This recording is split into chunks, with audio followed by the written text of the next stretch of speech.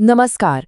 मेष राशि के जातकों के लिए जून 2026 कोई साधारण महीना बिल्कुल नहीं है।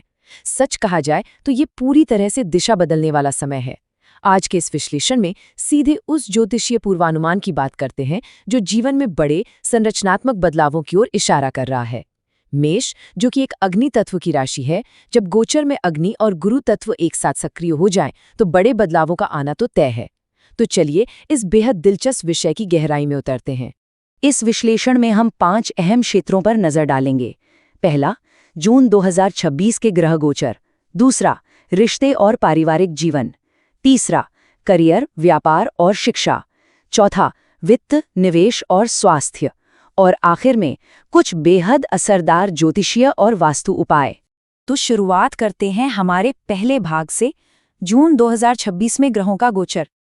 अब अगर हम शुरुआती आंकड़ों पर गौर करें ना तो स्थिति बेहद दिलचस्प नजर आती है। महीने की शुरुआत में ही 3 प्रमुख ग्रह यानी गुरु, केतु और राहु अपने अपने नक्षत्रों में गोचर कर रहे हैं। देखिए, गुरु अपनी उच्च राशि कर्क के पुनर्वसु नक्षत्र में है।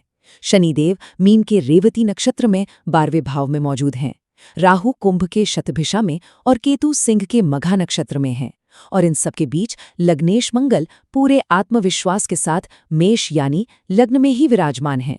एक और बात, सभी ग्रहों का राहु केतु अक्ष के भीतर आ जाना, जिसे अक्सर काल सर्प दोष भी कहा जाता है, यहाँ एक बहुत ही शक्तिशाली योग की तरह काम कर रहा है। यह एक ऐसा योग है जो जीवन को सचमुच नई ऊंचाइयों तक ले जाने की ताकत रखता है। ये टाइमलाइन बड़ी ही खूबसूरती से दिखाती है कि ग्रहों की स्थिति कैसे एक के बाद एक करवट ले रही हैं। 8 जून को शुक्र कर्क राशि में प्रवेश करेंगे और फिर 15 जून को सूर्य मिथुन में जाएंगे। लेकिन यहाँ जो सबसे बड़ा गेम चेंजर है, जो सबसे ज्यादा स्थिरता लाने वाला पल है, वो है 18 जून। इसी दिन गुरु पुष्य नक्षत्र में प्रवेश करेंगे। पुष्य, जो कि शनि का नक्षत्र है, उसमें गुरु का आना अपने आप में एक बेहद शुभ संकेत माना जाता है। इसके ठीक बाद 20 जून को मंगल वृषभ में और 22 जून को बुध कर्क राशि में प्रवेश करेंगे।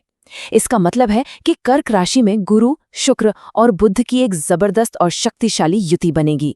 खैर, इन सब खगोलीय हलचलों को देखकर मन में एक बड़ा सवाल उठना बिल्कुल लाजमी है। आखिर आसमान में हो रही ये जटिल हलचलें मेष राशि के जातकों के व्यक्तिगत रिश्तों और पारिवारिक जीवन में जमीन पर कैसे असर दिखाएंगी? यही हमें ले आता है दूसरे भाग पर, रिश्ते और पारिवारिक जीवन। स्रोत सामग्री को करीब से देखने पर पता चलता है कि ये पूरी तरह से 2 हिस्सों की कहानी है। महीने का पहला आधा हिस्सा समझ लीजिए एक तैयारी का समय है।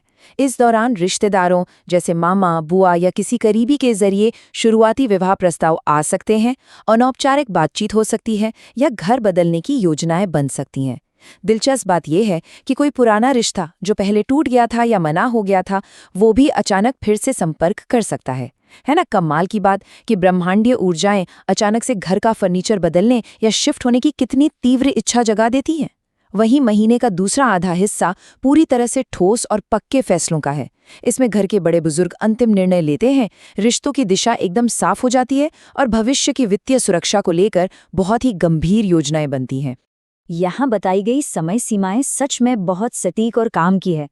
देखिए, क्योंकि इस महीने शुक्र और गुरु की युति हो रही है, तो 11 से 16 जून के बीच किसी महिला की भूमिका, जैसे परिवार की माता या फिर कार्यस्थल पर कोई वरिष्ठ महिला अधिकारी, बहुत ही निर्णायक साबित होती है। विवाहित जातकों के लिए 12 से 18 जून के बीच घर या वाहन के इंटीरियर पर कुछ आवश्यक खर्च हो सकता है, और ये खर्च सिर्फ दिखावे के लिए नहीं बल्कि असली सहूलियत के लिए होगा।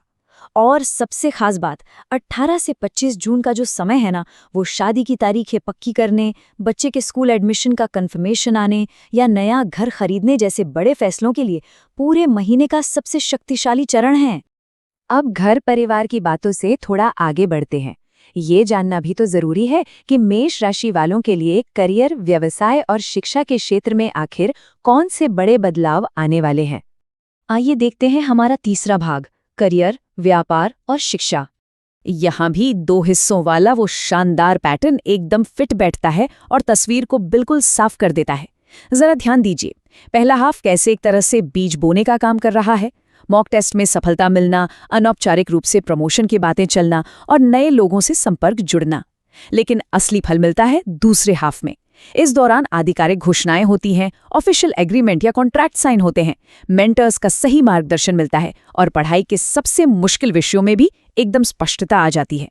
जो लोग सरकारी नौकरी में हैं, उनकी रुकी हुई ट्रांसफर की प्रक्रिया भी इसी दूसरे हाफ में तेजी से आगे बढ़ेगी। काम की बात करें तो एक्शन लेने का सही समय एकदम स्पष्ट है। 15 जून के आसपास जब सूर्य मिथुन में प्रवेश करेंगे तो रुकी हुई प्रेजेंटेशन या रिपोर्ट अचानक से सक्रिय हो जाएंगी।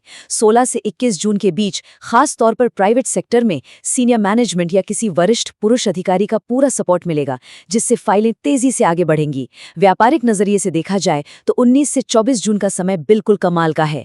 पिछले 2-3 महीनों से जो बिजनेस क्लाइंट्स टालमटोल कर रहे थे वो आखिरकार मान जाएंगे, खासकर अगर real estate, education, consulting, interior, hotel या डेयरी सेक्टर से जुड़ा है। लेकिन ठहरिए, यहाँ एक बहुत बड़ी चेतावनी भी है जिसे नज़रअंदाज बिल्कुल नहीं किया जा सकता। 29 जून को बुध वक्री होने जा रहे हैं। इसका सीधा सा मतलब ये है कि महीने के एकदम आखिरी दिनों में बिना सोचे समझे जल्दबाजी में नए निवेश करने से हर हाल में बचना चाहिए। इस समय बातचीत में गलतफहमियां पैदा हो सकती हैं या किसी अहम ईमेल और दस्तावेज में पुरानी गलतियां उभरकर सामने आ सकती हैं। हालांकि हर सिक्के के 2 पहलू होते हैं। अच्छी बात यह है कि यही समय उन पुरानी गलतियों को सुधारने और रुके हुए पेमेंट्स को क्लियर कराने का एक बेहतरीन मौका भी देगा। तो करियर और कामकाज की इस पूरी रूपरेखा को समझने के बाद अगला अहम सवाल ये है कि मेष राशि के जातकों को अपने शारीरिक स्वास्थ्य और अपनी जमा पूंजी यानी वित्तीय संपत्तियों को कैसे संभालना चाहिए।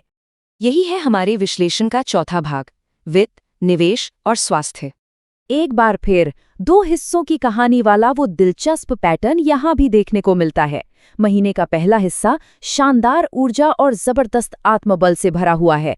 अगर जिम या योगा शुरू करने की सोच रहे हैं या फिर पैसों को लेकर कोई ठोस प्लानिंग करनी है तो ये समय बिल्कुल परफेक्ट है।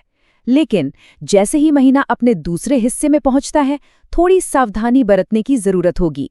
गले, दांत या गर्दन से जुड़ी हल्की फुल्की समस्याएं या नींद की कमी से थकान महसूस हो सकती है। हालांकि इसी दूसरे हिस्से में एक बड़ा फायदा भी है। विदेश यात्रा या वहां बसने से जुड़े दस्तावेजों के काम में अचानक से बहुत तेजी आ जाती है, खासकर उनके लिए जो रिसर्च या मेडिकल फील्ड में हैं। आर्थिक मोर्चे पर बात करें तो ये डेटा बहुत मायने रखता है। 20 जून को जब मंगल वृषभ राशि में यानी धन के दूसरे भाव में प्रवेश करेगा तो सारा का सारा फोकस परिवार की आर्थिक स्थिति पर अटकेगा। 21 से 27 जून के बीच परिवार में बैंक बैलेंस, फिक्स डिपॉजिट्स और निवेश को लेकर काफी गंभीर और सच कहें तो थोड़ी सख्त चर्चाएं हो सकती हैं। शेयर बाजार की बात करें तो 23 से 26 जून के बीच टेक, फार्मा और डिफेंस सेक्टर में शॉर्ट टर्म मुनाफे के बहुत ही अच्छे अवसर बन रहे हैं। ऐसा इसलिए क्योंकि राहु 11वें भाव में बैठकर अचानक लाभ होने के साफ संकेत दे रहे हैं। अब तक इन ग्रहीय प्रभावों की जो भी सकारात्मक बातें सामने आई हैं, सवाल यह है कि पूरे महीने उनका सबसे ज्यादा फायदा कैसे उठाया जाए। ऊर्जा को बिल्कुल सही दिशा में मोड़ने के लिए क्या खास कदम उठाए जा सकते हैं। चलिए देखते हैं हमारा 5वां और अंतिम भाग, ज्योतिष्य और वास्तु उपाय।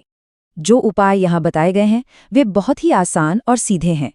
देखिए, क्योंकि गुरु इस महीने केंद्र में उच्च स्थिति में बैठे हैं तो उनका आशीर्वाद पाने के लिए हर गुरुवार को ओम ब्रह्म बृहस्पताय नमः का 108 बार जाप करना और पीले वस्त्र या चने की दाल का दान करना सबसे अहम है। इसके अलावा लग्नेश मंगल को ताकत देने के लिए मंगलवार को हनुमान चालीसा का पाठ करना बहुत ही असरदार रहेगा। और हाँ, 12वें भाव में बैठे शनिदेव की ऊर्जा को संतुलित करने के लिए काले तिल का दान करना एक बेहद प्रभावी और जरूरी उपाय बताया गया है। इन उपायों के साथ साथ अपने आसपास के माहौल को यानी घर के वास्तु को सही रखना भी उतना ही जरूरी है। वास्तु की ये सलाह दरअसल आसमान की ऊर्जाओं को हमारी जमीन से जोड़ती है। ईशान कोण यानी घर की उत्तर पूर्व दिशा को बिल्कुल साफ सुथरा रखें, वहां हल्के या क्रीम रंगों का इस्तेमाल करें जो बहुत शुभ माना जाता है। वहीं दूसरी तरफ दक्षिण दिशा में आप भारी सामान रख सकते हैं, लेकिन यहाँ एक सख्त नियम है, उस दिशा में कोई कबाड़, जंग लगा हुआ लोहा या खराब हो चुके इलेक्ट्रॉनिक उपकरण बिल्कुल भी नहीं होने चाहिए। अंत में इस पूरे विश्लेषण का जो सबसे बड़ा और अहम निचोड़ सामने आता है वो बस यही है, जून 2026 महज घटनाओं का कोई आम महीना नहीं है, बल्कि ये ठोस फैसलों और जीवन में संरचनात्मक बदलावों की नींव रखने का एक अहम चरण है। ये महीना पूरी तरह से संतुलन, धैर्य और समझदारी के साथ भविष्य के लिए एक मजबूत बेस तैयार करने के बारे में है। अब इन सारी बातों को जानने के बाद सोचने वाली बात ये है, क्या इन ग्रहीय बदलावों के साथ बस यूं ही बह जाना बेहतर है, या फिर इस जबरदस्त ऊर्जा का सही इस्तेमाल करके भविष्य की एक अटूट नींव तैयार की जाए? इसी विचारोत्तेजक सवाल के साथ आज का ये विश्लेषण यहीं समाप्त होता है। हमेशा नई चीजें सीखते रहें और अपने लक्ष्यों पर ध्यान केंद्रित रखें।